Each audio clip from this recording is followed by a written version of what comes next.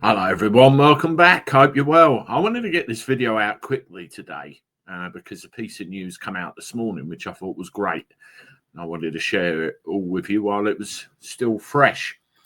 Many of you probably remember this picture. This was Sarah White when she walked up that flight of stairs, draped the Union flag over the front of the Civic Centre, the council building in Epping, and was promptly nicked by all those rozzers that you can see just to the right and just to the left of her. By all accounts, quite brutal.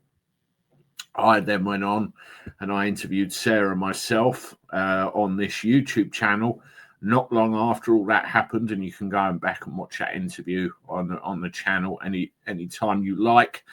And since then, her profile online and in the public interest has basically gone from strength to strength. She's been with Paul Thorpe, Dan Wootton, all over the place, and attended many demos and showing her support for the cause, which is concerned mothers, concerned wives, which worry about their homes, their environment, their children, their families, all in the wake of what's going on. Well, the great news this morning is this. Charges dropped against woman who unfurled flag from Epping Council building. Yes, that's right. She was due to go to court today. I actually messaged her several days ago and asked her for an update, what's going on, because I had it in the back of my mind that she was going to go, and she did give me the date. But as it turns out, all charges have now been dropped, which I think is absolutely fantastic news. I don't think that there should have been any charges in the first place because she didn't do anything wrong. And this is where new media comes into it again, because at the end of the day, she would have just been labelled a far-right extremist if it was left to the BBC or their ilk. So that's great. Let's have a look at what she had to say. Let's make this slightly bigger so everybody can read it. We'll go through together. So let's start with her statement first of all. Today, I was due to appear in court under charges relating to Section 11 and 12 of the Public Order Act 1986. I've never broken any laws. My arrest was brutal, my detention excessive, and my treatment unjust. I've now received confirmation from the CPS that there will be no further action taken against me due to insufficient evidence. The reason there is no evidence is simple. I did not commit a crime.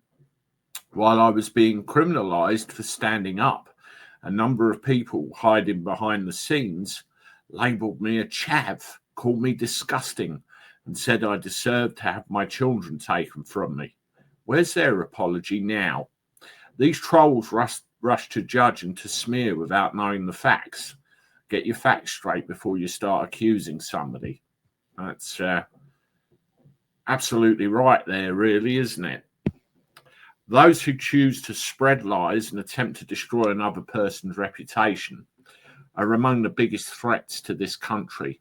They divide communities, silence voices, and feed the very corruption they claim to oppose. It was also totally unacceptable that my personal address was released on the internet. That reckless act put both me and my family at risk and shows just how far some people will go to intimidate and endanger others. That's right. It's certainly a bear pit out there. This was an unlawful attempt to intimidate and silence ordinary people who dare to speak out. It's unacceptable that dissent is met with force and fear. I will not be silenced. I will continue to stand up for our freedoms, for women, for children, and for this country. Strong words from a very strong young lady. Very strong indeed. I actually messaged her earlier and said, congratulations, I bet you're well pleased. I don't think I can repeat what she replied, but typical Sarah spirit, absolutely. Well, let's have a look at this letter. So what have we got? Dear Miss White, I'm writing to inform you that I have today sent a notice to the Justice's Chief Executive under Section 23 of the Prosecution of Offences Act 1985, discontinuing the following charges against you. On the 31st of August at Epping in the county of Essex, you breached the route set out in the conditions of the protest by going up the stairs to the Civic Centre and refused to come down when instructed, contrary to Section 12, 5 and 9 of the Public Order Act. On the 31st of August 2025, at Epping in the county of Essex, you were an organiser of a public procession held which did not comply with the advance written notice given in accordance with Section 11 of the Public Order Act 1986. In that route taken by the procession differed from the specified in the notice, contrary to Section 11, 7b and 10 of the Public Order Act 1986. The effect of this notice is that you no longer need to attend court in respect of these charges, and any bail conditions imposed cease to apply. The decision to discontinue these charges has been taken because there's not enough evidence. The decision has been taken on the evidence, information and material provided to the CPS at the date of this letter. More significant evidence, information discovered at a later date, things can be looked at again. But the long and short of it, folks, she's off the hook, which is absolutely wonderful news. I mean, I think one of the things is if you look at the situation, she was just there. She may have been one of the organisers or helped organise it, but she was there at the behest of others because of very genuine concern as to what's going on, particularly in Epping, but let's face it, countrywide as well. Ever since then, ever since she's spoken to me, ever since she's been with Paul Thorpe, she's been all over the media. She was even trending on Twitter the other day. Can you believe it or not? Her profile has gone up and up and up and up and up.